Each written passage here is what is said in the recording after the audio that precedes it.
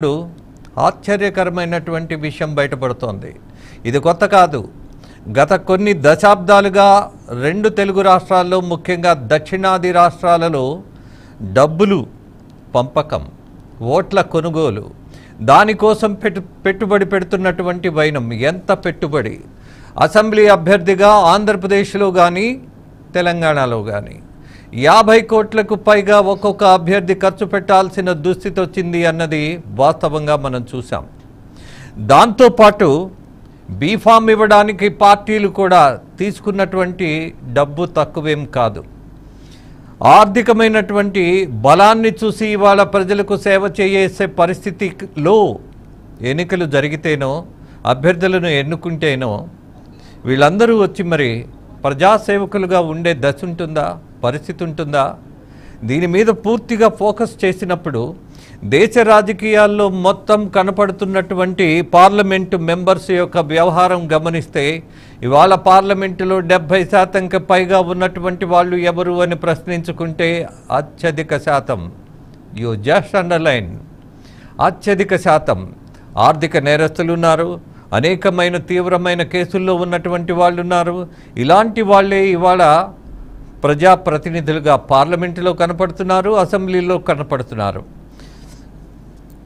ప్రాథమికమైనటువంటి ప్రశ్న, అలాగే మనము పూర్తిగా కొన్ని సమస్యలను మూలాల్లోకి వెళ్ళి ఆలోచించాల్సిన పరిస్థితి ఉన్నది. ఏంటా సమస్య? ఇవాళ వస్తున్నటువంటి ప్రజాప్రతినిధులు పెట్టుబడి పెడుతున్నారు, ఫైన్. ఇదొక రొటీన్ వ్యవహారంగా మారిపోయింది.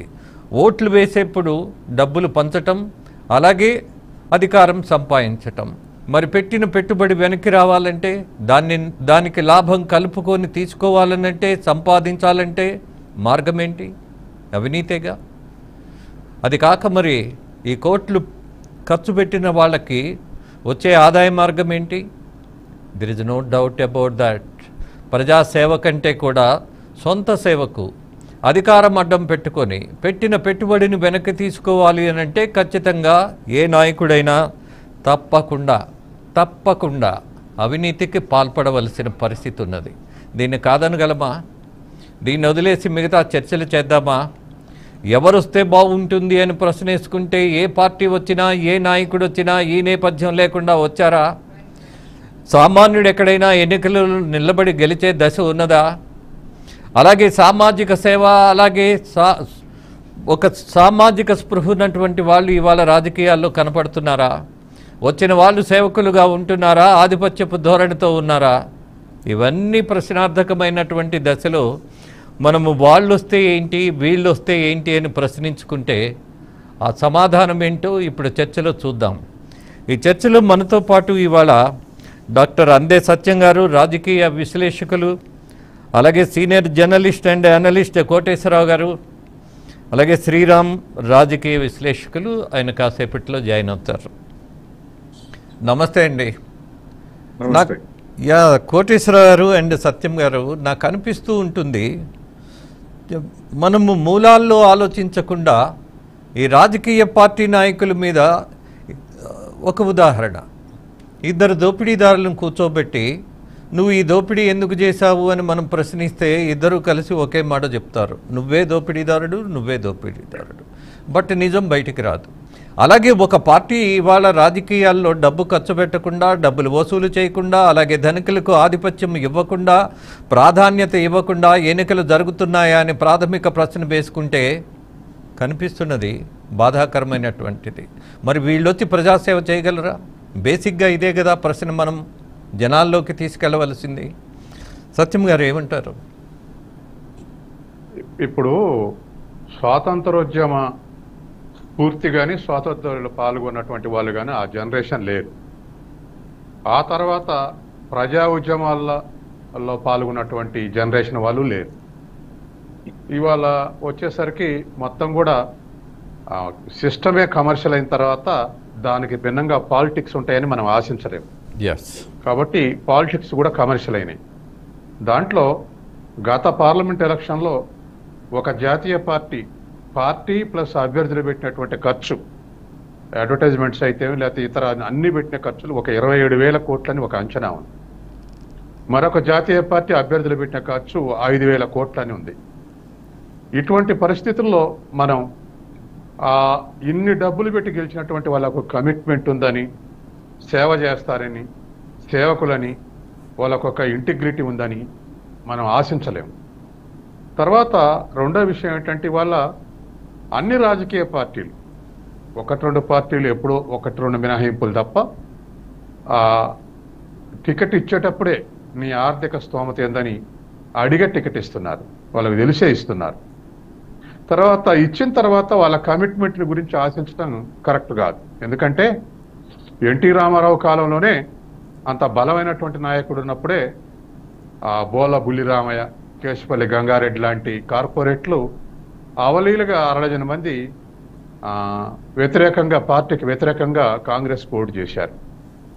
కాబట్టి ఎప్పుడైతే డబ్బులు ఖర్చు పెట్టాం, డబ్బుల స్తోమతతో గెలిచాని క్యాండిడేట్లు అనుకుంటారో వాళ్ళకు ఖచ్చితంగా మన స్తోమత పెట్టే గెలిచామని చెప్పేసి అనిపించినప్పుడు వాళ్ళు తేలికగా పార్టీలు మారుతున్నారు, తేలికగా వాళ్ళ వ్యక్తిగత పనుల కోసమే దాన్ని ఉపయోగించుకుంటున్నారు.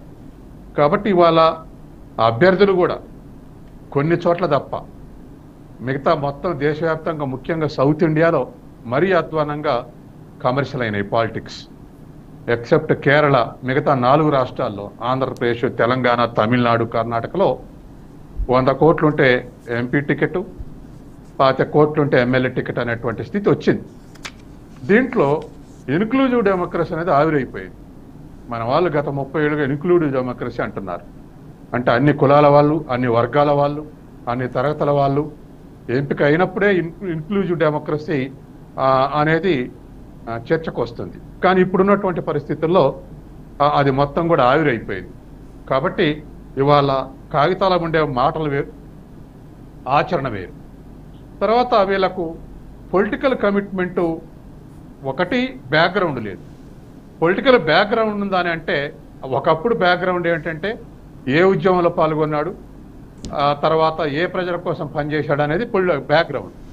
ఇప్పుడు బ్యాక్గ్రౌండ్ అంటే తాత పాలిటిక్స్లో ఉన్నాడా, తండ్రి పాలిటిక్స్లో ఉన్నాడా, లేకపోతే అన్న పాలిటిక్స్ అంటే తమ్ముడుగా పోటీ చేయాలన్నా, ఇదే ఇవాళ రాజకీయ వారసత్వం అంటే ఇది తప్ప ఉద్యమ చరిత్ర కానీ లేకపోతే పొలిటికల్ కమిట్మెంట్ కానీ సైద్ధాంతికంగా ఉండటం కానీ ఇటువంటివి లేవు.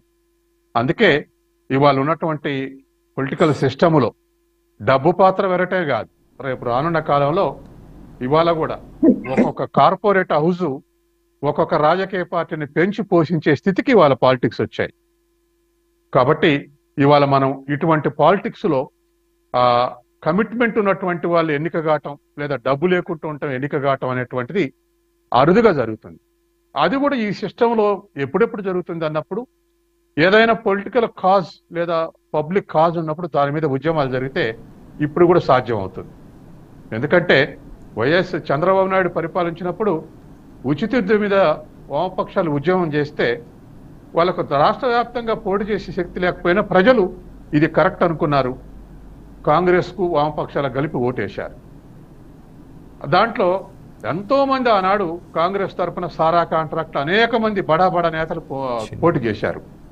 కానీ ఉచిత విద్యుత్తు ఉద్యమంలో భాగస్వామైనటువంటి వాళ్ళందరూ గెలిచారు. దానికి అప్పుడు డబ్బులు ఏం ఖర్చు కాలే.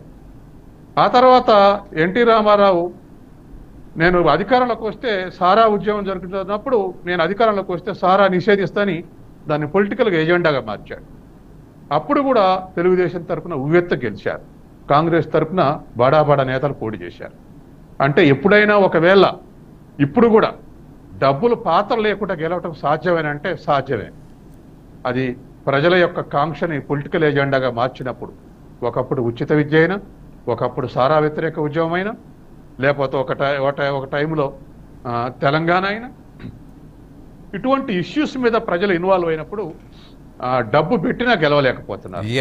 అందుకని ఇవాళ ఉన్నటువంటి పరిస్థితుల్లో ఇవాళ దరిదాపు పార్లమెంట్ ఎలక్షన్లో మనం చూసాం 300 నుంచి 2000, 3000 వరకు కూడా ఓటర్ ఇచ్చినటువంటి ఉదాహరణకు మన కోకోలు ఉన్నాయి. అందుకని ఇంత డబ్బు పెట్టినటువంటి గెలిచిన వాడు పొలిటికల్ కాజ్కు లేదా పేదల కోసం లేదా సామాజికంగా ఆలోచిస్తాడు, సామాజిక స్పృహటదని మనం ఆలోచించిన మన మీద మనకే నమ్మకం ఉండదు. అందుకని ఇవాళ ఉన్నటువంటి ఈ పరిస్థితుల్లో అన్ని కమర్షియల్ అయినాయి కూడా, ఇవి కూడా కమర్షియల్ అయి ఉన్నాయి. వీటిని బాగు చేయలేనటువంటి స్థితికి నెట్టివేయబడి ప్రజలు ప్రేక్షకులుగా మిగిలినటువంటి స్థితి వాళ్ళు ఎదుర్కొంటున్నారు. సత్యం గారు చాలా పర్ఫెక్ట్గా మీ అనాలిసిస్లో